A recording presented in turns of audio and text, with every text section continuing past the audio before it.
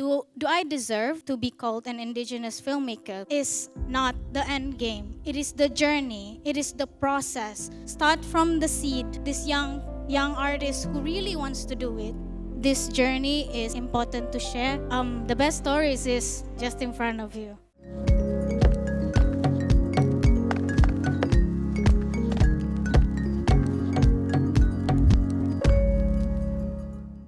I like to make films, short films about what it's like growing up in my village, di Kota Marudu. All of my films stars my family members and people from my community. I interview my mother about what she feels being a dusun. You will listen to my mother's perspective about identity, and then you will see my perspective about identity in through two different generations, two different ways. What truths drive your storytelling about Sabah's communities?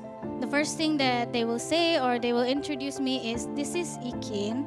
She's an indigenous filmmaker. She's from Sabah. Do I deserve to be called an indigenous filmmaker? Because me personally, I feel like I only know the surface about my identity. So I think by making the films, being curious helps me to truly understand who I really am, and I try to show that in the works that I make. And I think this journey is important to share with other people.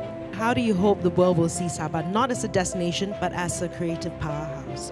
Art appreciation is so important. It's so important, and we lack this very much. Short films are so important. Short films is where we explore our artistic journey. If I'm being completely honest, the product is not the end game. It is the journey. It is the process. Because when you consume all this diverse form of art, that is when you educate yourself, you build taste, and you develop critical thinking. And this is so important. So I really hope we have more. We have more funds before we think ahead on the bigger scale.